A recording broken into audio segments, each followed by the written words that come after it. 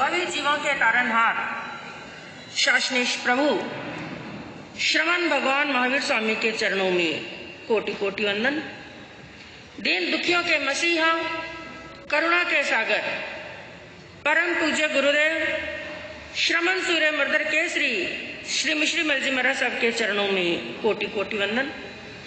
पाठ पर विराजमान परम श्रद्धेय, परम विदुषी, मधुर व्याख्यानी, सरल मना पूज्य गुरुजी जी महाराज साहब के चरणों में कोटि कोटि वंदन। धर्म प्रेमी बंधुओं, शीलवती माताएं बहनों, संसार के भव्य प्राणियों को प्रतिबोध देते हुए और उनको सुखी जीवन का मार्ग बताते हुए एक सद्ग्रस्त के क्या क्या गुण होने चाहिए, जिसके अंदर सबसे पहला बताया न्यायोपार्जित धन होना चाहिए, न्याय के द्वारा कमाया हुआ धन होना चाहिए। दूसरा गुण बताया सदाचारी जीवन होना चाहिए। तीसरा गुण बताया स्व प्रशंसा और पर निंदा से बचा हुआ, खुद की प्रशंसा और दूसरों की निंदा, यह कार्य नहीं करना। और चौथा बताया जीवन में महापुरुषों का समागम करना, यानी सत्संग करना, संत पुरुषों के समागम के अंदर, संत पुरुषों की सत्संगत के अंदर जाना। और पांचवा गुण बताया गया माता पिता के प्रति भक्ति होनी चाहिए। क्या होनी चाहिए? भक्ति होनी चाहिए। और आज का दिवस जिसको पेरेंट्स डे के नाम से जाना गया, और आज के प्रवचन का विषय भी यही है, माता पिता का उपकार, माता पिता का ऋण।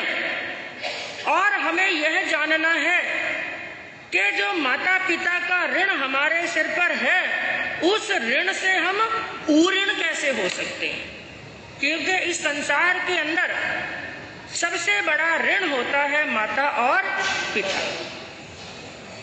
अब क्योंकि जिन्होंने हमें जन्म दिया है, जिन्होंने हमें पाल पोस करके बड़ा किया है, जिन्होंने हमारे जीवन का निर्माण किया है, उनके प्रति भक्ति होनी चाहिए। अब यहाँ पर माता पिता की सेवा का, क्योंकि शास्त्रों के अंदर जब भी माता पिता के बारे में बात आती है, प्रभु ने ऐसा नहीं कहा कि माता पिता की सेवा करो, बल्कि क्या कहा कि माता पिता की भक्ति करो। क्या शब्द यूज किया? माता पिता की भक्ति करो। और भक्ति कैसे करनी? क्या कोई मंदिर में जैसे जाते हैं, पूजा आरती करते हैं, फूल चढ़ाते हैं, क्या उस प्रकार से भक्ति करनी? क्या माता पिता के नाम की माला फेरनी? नहीं। कैसे करनी भक्ति, हमें यह जानना है, क्योंकि सबसे बड़े भगवान होते हैं माता और पिता। तो जिंदगी के अंदर बंधुओं, और कोई सत कार्य करो कि मत करो, और कोई सत्कर्म, नेक कर्म कर पाओ या ना कर पाओ, लेकिन यह कार्य अवश्य कर लेना। अपने माता पिता को प्रेम देना, माता पिता का सम्मान करना, माता पिता के साथ में विनय के साथ में बात करना, विनय के साथ में व्यवहार करना, माता और पिता का कान और कायदा रखना, उनका सम्मान करना, और उनकी सेवा के अंदर किसी प्रकार की जीवन के अंदर कमी नहीं आनी चाहिए। उनको इज्जत देना, उनको मान देना, उनको सम्मान देना और उनका सत्कार करना। क्योंकि इस जीवन के अंदर हमारे पर और आप सबके ऊपर, जितने भी प्राणी हैं, जितने भी मनुष्य हैं, सबके ऊपर यदि सबसे ज्यादा प्रत्यक्ष उपकार है तो वो कौन है? माता और पिता। कई जनों का उपकार हो सकता है हमारे जीवन के अंदर, लेकिन सबसे बड़ा उपकार किसका? माता और पिता का। जो प्रत्यक्ष उपकार है, उनका उपकार ऐसा, क्योंकि संसार के अंदर कई लोगों का हमें प्यार मिलता है, जैसे भाई का भी प्यार मिला, बहन का भी प्यार मिला, पति और पत्नी को एक दूसरे का प्यार मिला, बच्चों के द्वारा भी हमें सम्मान मिलता है, दोस्तों के द्वारा भी प्रेम मिलता है, और भी कई रिश्ते हैं जिनके द्वारा हमें प्रेम मिलता है। लेकिन एक ही रिश्ता ऐसा है कि जिनका प्रेम हमें जन्म से भी 9 महीने पहले मिल जाता है। कितने महीने पहले? दुनिया में अभी आए नहीं, हमारा जन्म हुआ नहीं, हमने बाहर की हवा अभी तक खाई नहीं, लेकिन वो माता और पिता होते हैं जिन्होंने अभी तक हमारा मुख नहीं देखा है, लेकिन मुख देखने के पहले ही 9 महीने पहले, हमारे जन्म के 9 महीने पहले ही माता पिता हमें क्या दे देते हैं? प्यार।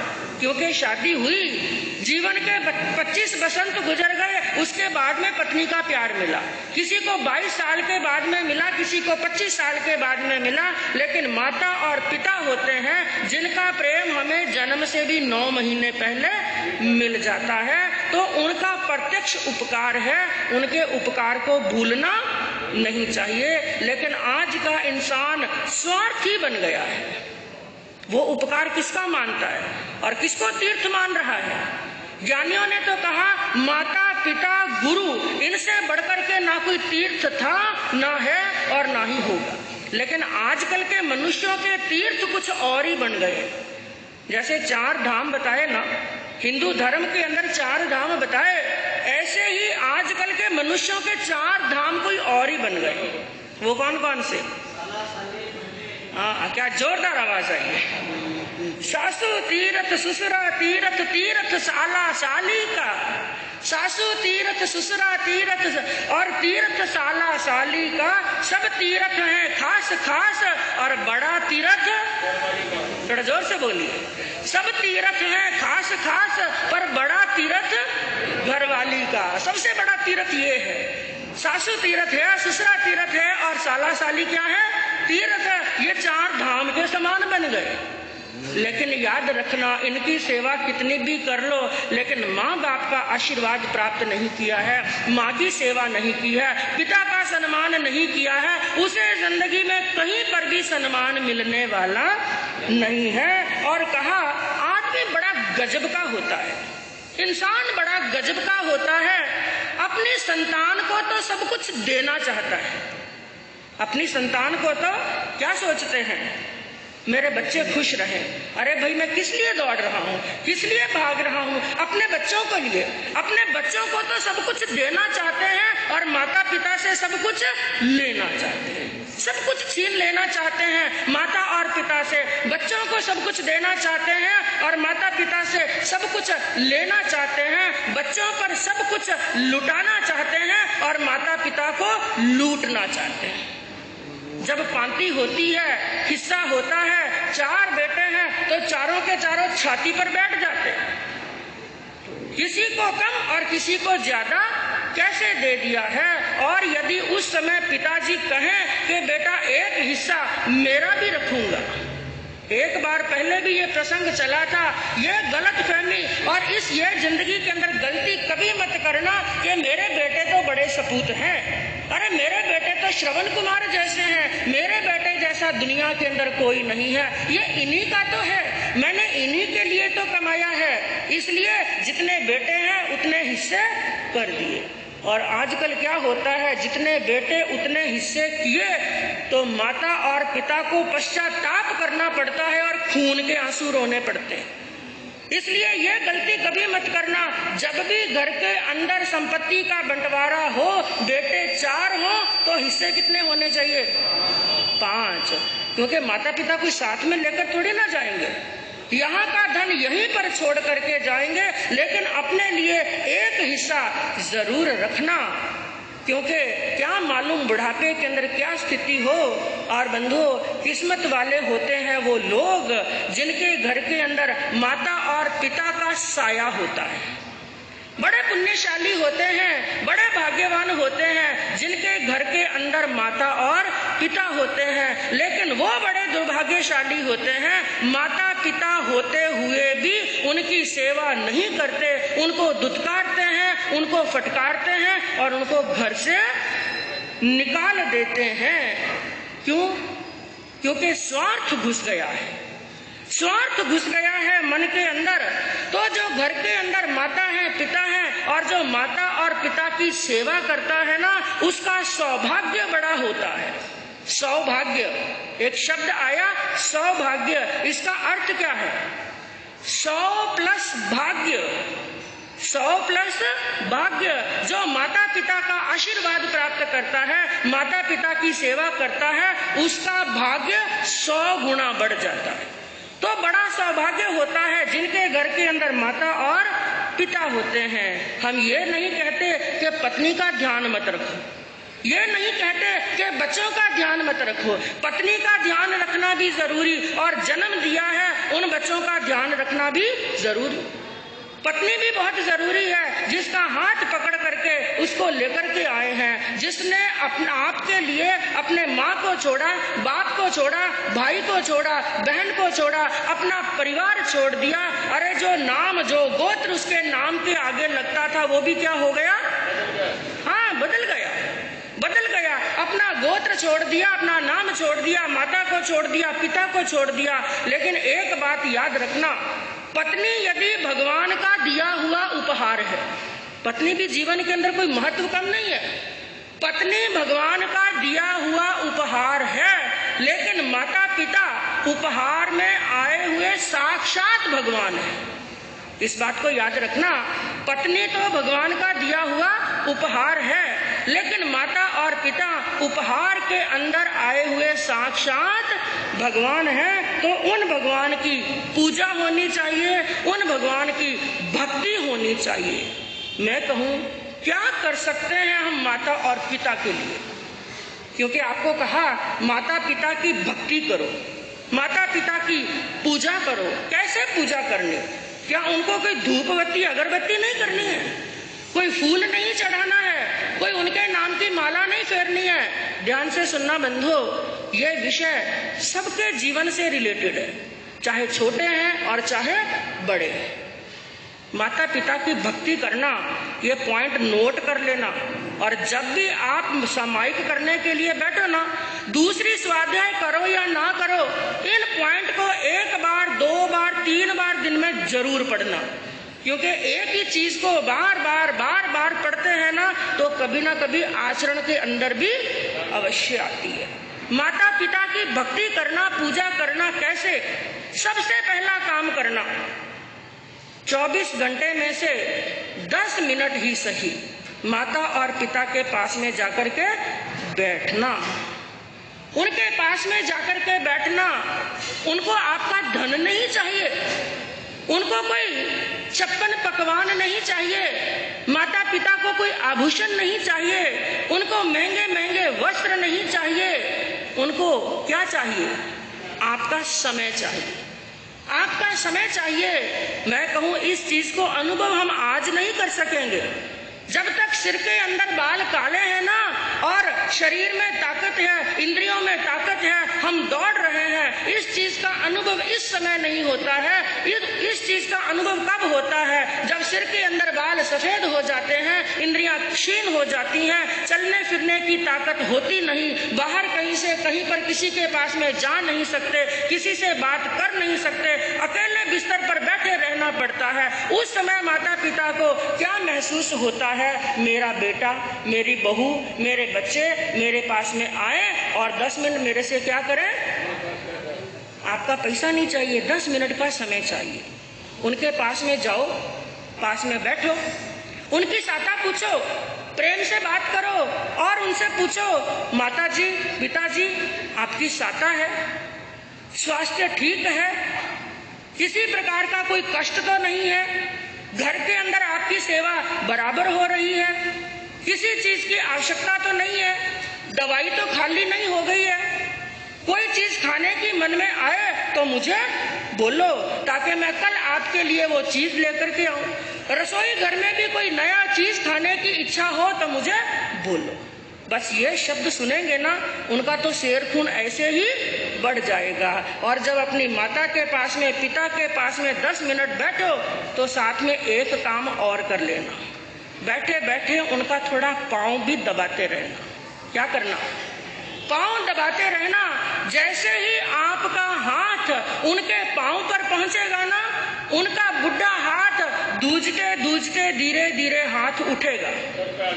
जैसे ही आपका हाथ उनके पांव पर पहुंचेगा, धीरे धीरे प्रेम से आप बात कर रहे हैं, हाथ से उनका पांव दबा रहे हैं, उनके वो बुढ़े हाथ जिनमें झुर्रियां पड़ चुकी हैं, जिनमें अभी ताकत नहीं है, वो हाथ भी धीरे धीरे धीरे कांपता कांपता उठेगा। और वो हाथ कहां तक पहुंचेगा?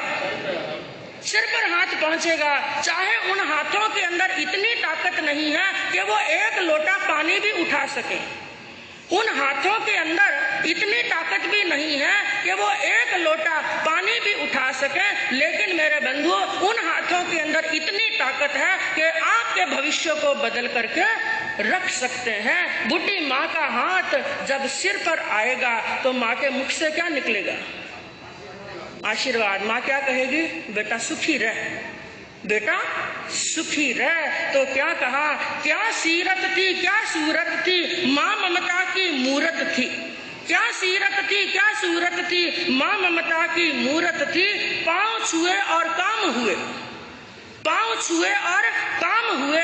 अरे अम्मा बड़ा मुहूर्त थी, अम्मा बड़ा मुहूर्त थी। सबसे बड़ा मुहूर्त है, सबसे बड़ा शकुन है और सबसे बड़ा अच्छा लक्षण है कि माँ ने क्या दे दिया?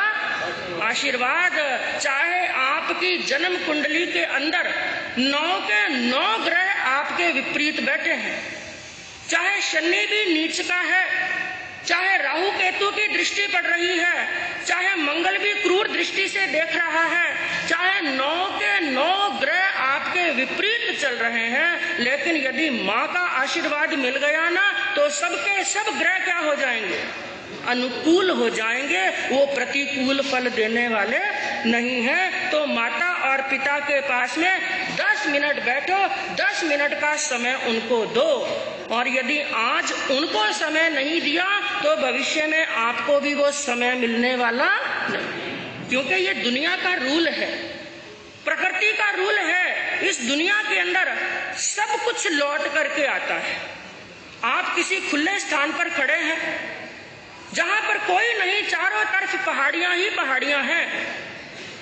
आपने जोरदार आवाज लगाई तो आवाज वापस क्या होगी? आती है। एक बॉल हाथ में लो और उसको जितना जोर से धरती पर पटकेंगे ना, उतना जोरदार उछलेगी। उतनी स्पीड से, जितनी स्पीड से आप उसको फेंकेंगे उतनी स्पीड से वो उल्टा ऊपर उछलेगी, क्योंकि दुनिया के अंदर सब कुछ लौट करके आता है। यदि माता पिता का अपमान किया तो आपको भी अपमान मिलेगा, और माता पिता का तिरस्कार किया आपका भी तिरस्कार होगा, और माता पिता को यदि सम्मान दिया तो आपका भी क्या होगा? सम्मान। एक घर के अंदर एक बहुरानी ने कह दिया अपने पति देव को, या इस घर में आपके पिताजी रहेंगे या मैं, क्योंकि सासू माँ तो थी नहीं, 100 साल पूरे हो चुके थे।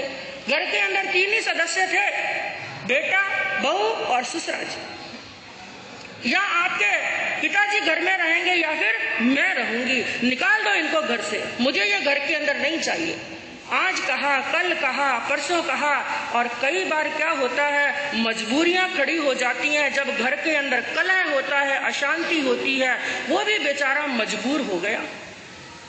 उसने पिताजी को गाड़ी में बिठाया और उनके लिए एक लोहे की पेटी, पुराने जमाने के अंदर लोहे की पेटियां आती थी, उसमें उनके कपड़े डाले, लोहे की पेटी ली, गाड़ी में पिताजी को बिठाया और उनको लेकर के रवाना हुआ। पहुंच गया वृद्धाश्रम के अंदर, गाड़ी में बैठा है और पिताजी गाड़ी से उतरे, अपनी टंकी ली, वो पेटी ली और वृद्धाश्रम के अंदर प्रवेश कर लिया।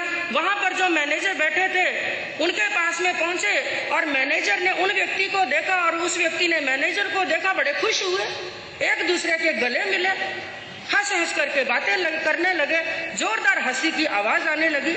और गाड़ी में बैठा बैठा कौन देख रहा है? बेटा देख रहा है। बेटे ने विचार किया, मेरे पिताजी तो पहली बार यहाँ पर आए और ये व्यक्ति और मेरे पिताजी इतने खुल करके बातें कर रहे हैं, क्या ये पहले के पुराने दोस्त हैं? क्या ये एक दूसरे को जानते हैं? अब वो तो बातें कर रहे थे, बेटा बैठा बैठा सोच रहा था, और थोड़ी देर के बाद में पिताजी तो वो अपनी पेटी लेकर के अपना जो सामान था वो सामग्री लेकर अंदर जो रूम बताया था रूम के अंदर चले गए, अपने बिस्तर पर चले गए। और वो बेटा गाड़ी से निकला, गाड़ी से निकल करके वहां पर आया मैनेजर साहब के पास में, और मैनेजर साहब को पूछा, मैनेजर साहब अभी जो व्यक्ति आपके यहाँ से गए, क्या आप उनको जानते हैं? कहा मैं तो बड़ी अच्छी तरह से जानता हूँ। आप कैसे जानते हैं उनको? अरे भाई, आज से 35 साल पहले, आज तो मैं वृद्ध आश्रम के अंदर मैनेजर हूँ, आज से 35 साल पहले मैं अनाथ आश्रम के अंदर मैनेजर था, और वहां पर ये व्यक्ति रोज आते थे, अनाथ आश्रम के अंदर रोज आते थे, क्योंकि इनके संतान नहीं थी। और ये रोज आकर के वहां पर कहते, मुझे बच्चा गोद चाहिए, मुझे संतान चाहिए, मैं निसंतान हूँ, मुझे एक बेटा चाहिए। रोज आते, बड़ी मिन्नतें करते, बड़ा गिड़गिड़ाते, लेकिन हमारे अनाथ आश्रम के बड़े रूल थे, हम सहज में किसी को संतान गोद नहीं देते, क्योंकि वहां पर लाइन लगी रहती थी गोद लेने वालों की। लेकिन कई महीनों तक इन्होंने चक्कर काटे और हार नहीं मानी। आखिर हमारे अनाथ आश्रम वालों को इन पर दया आ गई, और एक बच्चा क्या दे दिया? गोद दे दिया, बच्चा गोद दे दिया। इसका मतलब वो लड़का समझ गया कि मैं कौन हूँ, मैं कौन हूँ, मैं गोद लिया हुआ बच्चा हूँ, मैं आया हुआ बच्चा हूँ, मैं जाया हुआ नहीं हूँ।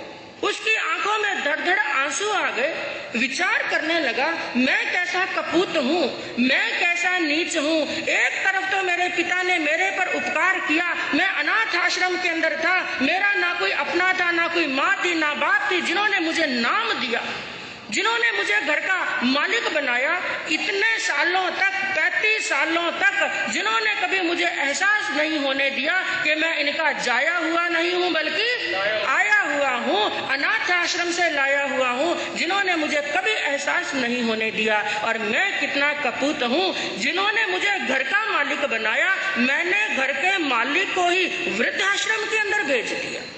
धड़ धड़ आंखों में आंसू आने लगे, और गया पिता के पास में, उनके चरणों के अंदर लौट गया, साष्टांग प्रणाम किया, और उनके पांव पकड़ करके रोने लगा, हे पिताश्री, मुझे माफ कर दीजिए, यदि आपने मुझे माफ नहीं किया तो भगवान भी माफ करने वाला।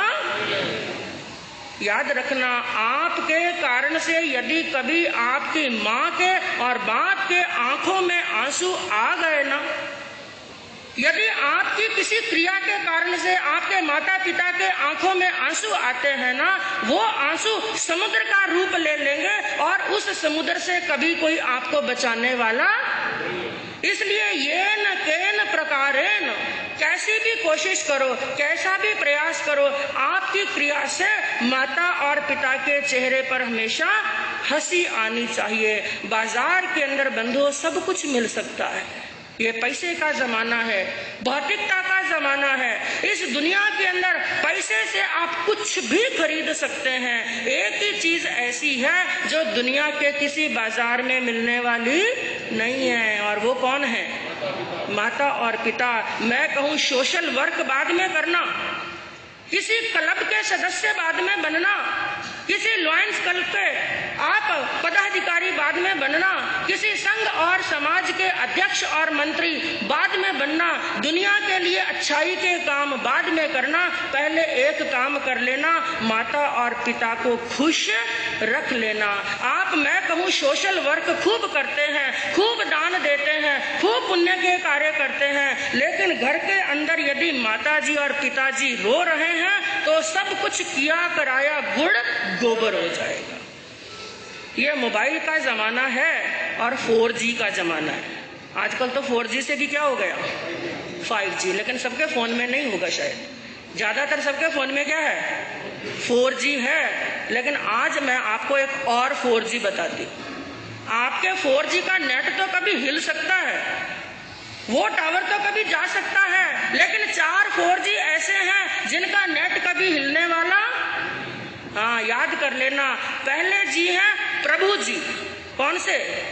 पहले जी है प्रभु जी, दूसरे जी है गुरु जी, तीसरे जी है माता जी, और चौथे जी है पिताजी। ये 4 जी ऐसे हैं जिनका नेटवर्क कभी हिलने वाला नहीं है। तो पहला काम आपको क्या बताया, माता पिता के पास में 10 मिनट बैठना। और दूसरा काम ये भी नोट कर लो, दिन में 3 वक्त भोजन करते हैं, सुबह का ब्रेकफास्ट करते हैं, लंच करते हैं, डिनर करते हैं। एक नियम ले लो, 3 टाइम में से ज्यादा ना सही 1 वक्त का भोजन अपने माता और पिता के साथ में करो। बस ये नियम ले लो, 1 वक्त का भोजन माता और पिता के साथ में करूंगा। और कई बार बंधुओं, बड़े बड़े करोड़पतियों के घर, धनवानों के घरों में जाते हैं ना, हमें उन्हें अमीर पतियों के ऊपर, करोड़पतियों के ऊपर बड़ी दया आती है। हमने भी कई दृश्य देखे, एक नहीं अनेक दृश्य देखे। ऐसे दृश्य तो बहुत कम देखने को मिलते हैं कि माता पिता का सत्कार होता है, सम्मान होता है। बाकी ज्यादातर देखने को क्या मिलता है, 10 करोड़ का बंगला बनाया, 8 करोड़ का बंगला बनाया, बड़े सुंदर सुंदर कमरे बनाए, भव्य आलीशान बंगला बनाया और सब रूम एसी। बड़ी बहू के कमरे में जाओ, एसी लगा हुआ है, टीवी लगा हुआ है, अलग से फोन वहां पर पड़ा है, सब प्रकार की सुख सुविधाएं हैं। दूसरी बहू के कमरे में जाओ, उसका भी बड़ा कमरा आलीशान है। बच्चों के कमरे में जाओ, वो भी कमरे आलीशान है। और अभी बेटे की पोते की सगाई हुई है, अभी पोते की बहू घर में आई नहीं, 2 महीने के बाद में शादी है। कितने महीने के बाद में? और उसके कमरे की तैयारी क्या होती है, पहले से शुरू हो जाती है। अभी 2 महीने के बाद में घर में आएगी, उसके कमरे की तैयारी पहले शुरू हो जाती है। इतने कमरे बताने के बाद में मंगलिक दिलाने के लिए दादी जी के कमरे में ले जाया जाता है। और गुरनी जी महाराज साहब की आज्ञा है, किसी भी घर में जाओ, घर में बुढ़े को देखो, बीमार को देखो, अस्वस्थ को देखो, वहां पर मंगलिक कोई मांगे, इसका इंतजार मत करो। ये गुरनी जी महाराज साहब ने आज्ञा दी हुई है। किसी भी घर में जाओ,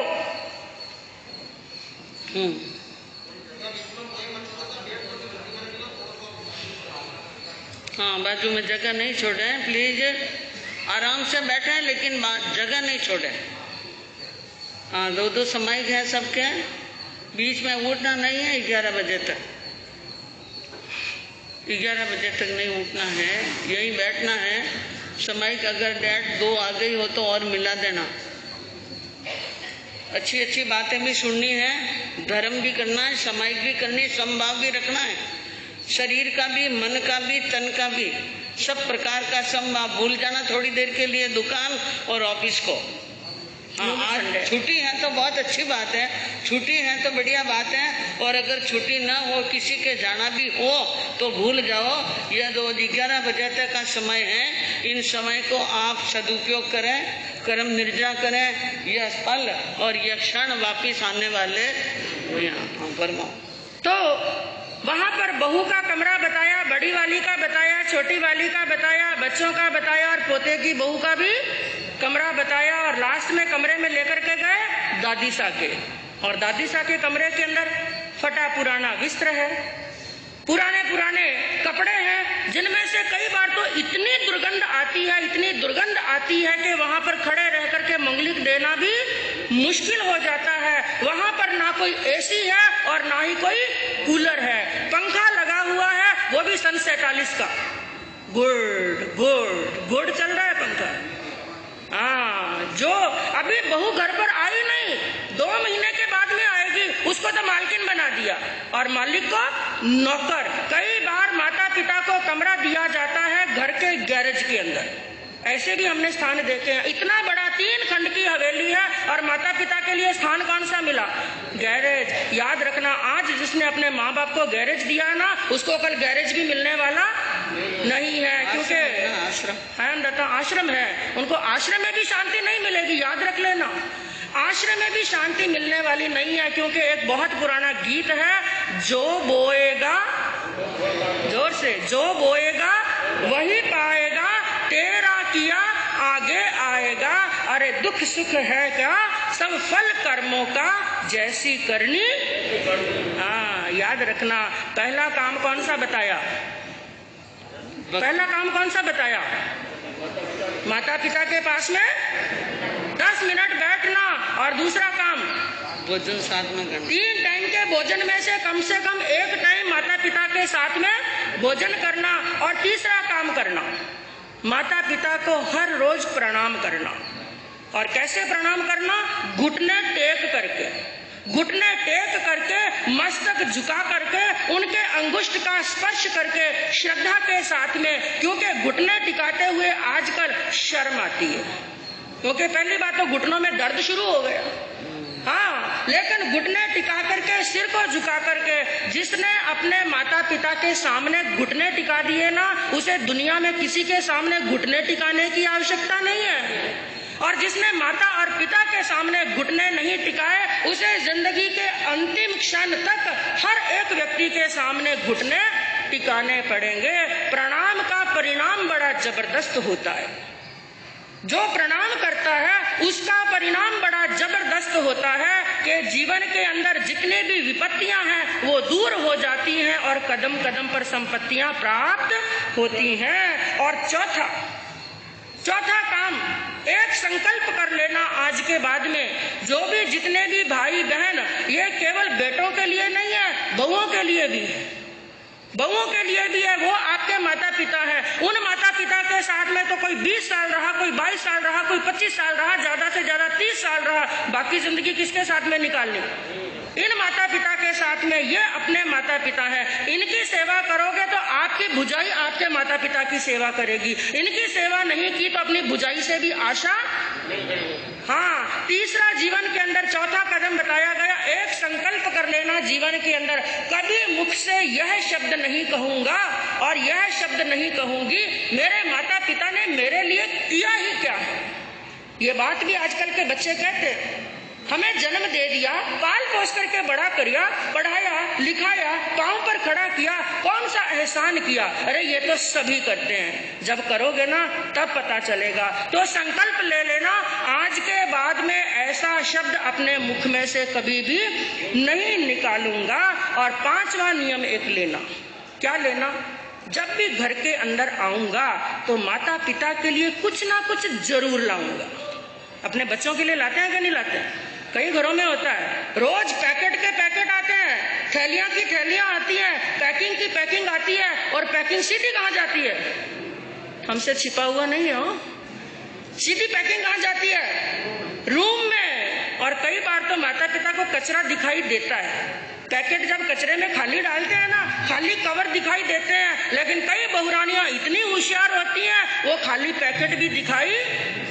हाँ, बच्चों के लिए लाओ, पत्नी के लिए लाओ, सबके लिए लाओ, लेकिन माता और पिता के लिए कुछ ना कुछ जरूर लाओ। 2 महीने में एक बार अवश्य अपनी माँ को पूछो, माँ मैं तुम्हारे लिए नई साड़ी लाना चाहता हूँ, ला करके दो। उसको कलेजे के टुकड़े की तरह रखेगी। वो एक साड़ी का टुकड़ा, वो एक मात्र कपड़ा है, लेकिन लाकर किसने दिया? बेटे ने दिया। और छठा काम एक और कर लेना बंधुओं, 1 महीने में आपकी जितनी भी आमदनी है, चाहे कोई महीने के लाख रुपए कमा रहा है, चाहे 5 लाख कमा रहा है, चाहे 10 लाख कमा रहा है, एक काम कर लेना, जितनी भी महीने भर की कमाई है उसमें से 1% अपनी माँ के हाथ में लाकर रख देना। अपनी पत्नी को पॉकेट मनी देते हो कि नहीं? नहीं दो तो जोर जबरदस्ती ले लेगी। हाँ, लड़ करके ले लेगी। हाँ, मायनू काट ले, सच्चाई है, अंदर का दुख है ये भरा हुआ, निकाल लेगी।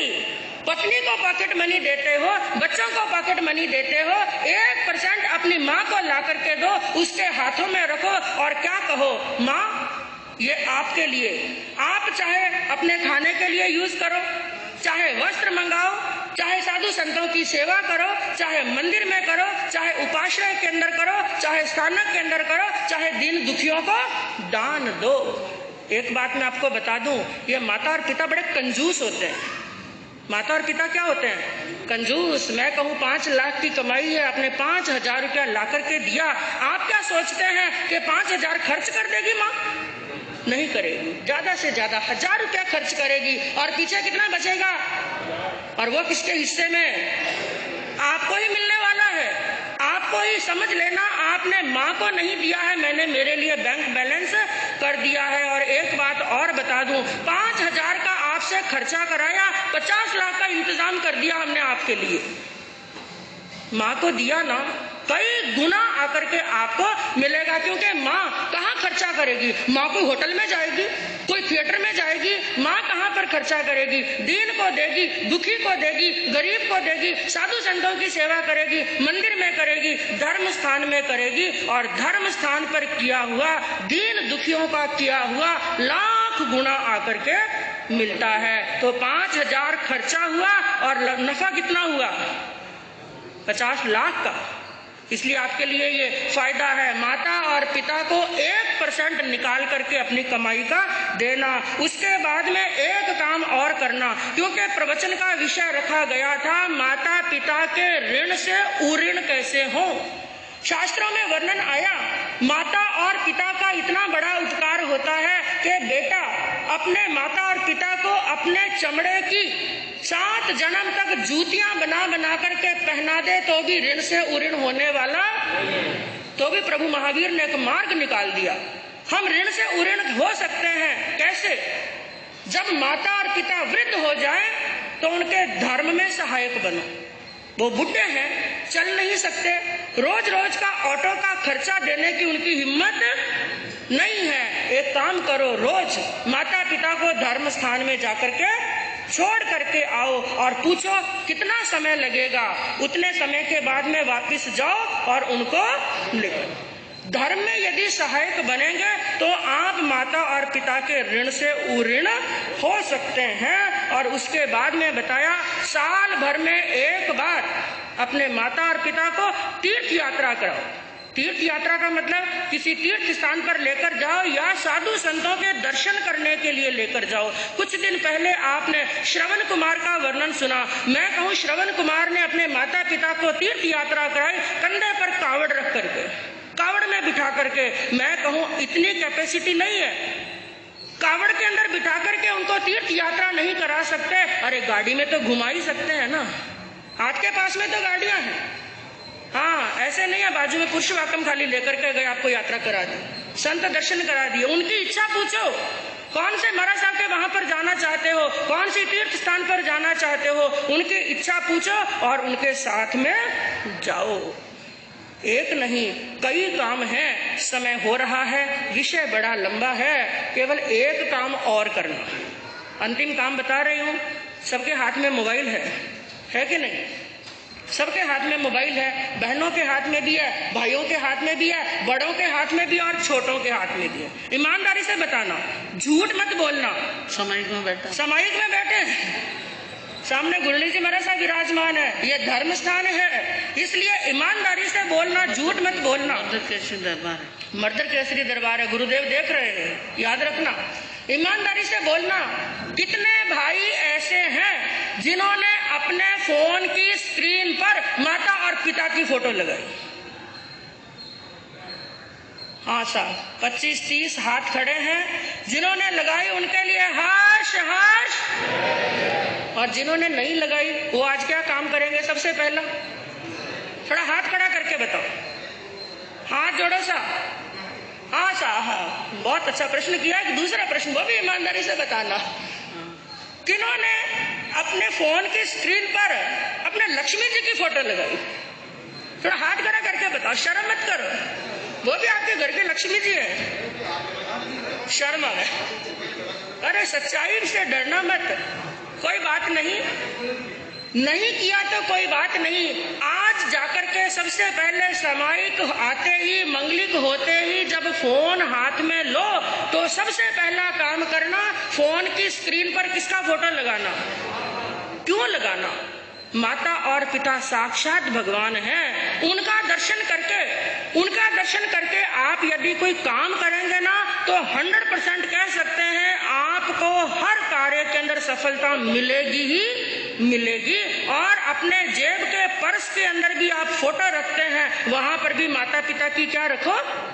फोटो रखो, क्योंकि उनके बढ़कर के कोई भगवान नहीं है, उनसे बढ़कर के कोई तीर्थ नहीं है। और ज्ञानियों ने क्या कहा कि जो भाग्य में है वो भाग करके आएगा, जो भाग्य में है वो भाग करके आएगा, और जो भाग्य में नहीं है वो आकर के भी भाग जाएगा। लेकिन इस भाग्य को बदलने की ताकत होती है माता पिता के आशीर्वाद के अंदर। तो आज का दिन, आज के प्रवचन का शीर्षक हमें क्या शिक्षा देता है? माता पिता ही गुरु हैं, माता पिता ही भगवान हैं। एक नियम ले लेना कि मैं ऐसा कोई भी कार्य नहीं करूंगा जिसके कारण से माता पिता की आंखों में क्या आए? आंसू आए। आपके कार्य से यदि माता पिता प्रसन्न हो गए ना, तो समझना ऊपर वाला तो अपने आप ही प्रसन्न हो गया। उस परमात्मा को हमने नहीं देखा है, लेकिन ये परमात्मा साक्षात हमारे सामने है। माता पिता की सेवा करेंगे, भक्ति करेंगे, उनका आशीर्वाद प्राप्त करेंगे बंधुओं, तो जीवन में आनंद ही आनंद। इसी भावना के साथ में हो शांति। भवी जीवों के तारनहार शासनेश प्रभु श्रवण भगवान महावीर स्वामी के चरणों में कोटि कोटि वंदन। दीन दुखियों के मसीहा, करुणा के सागर, परम पूज्य गुरुदेव श्रमण सूर्य मर्दर केसरी श्री मिश्री मलजी महाराज साहब के चरणों में कोटि कोटि वंदन। पाठ पर विराजमान परम श्रद्धेया, परम विदुषी, मधुर व्याख्यानी, सरल मना,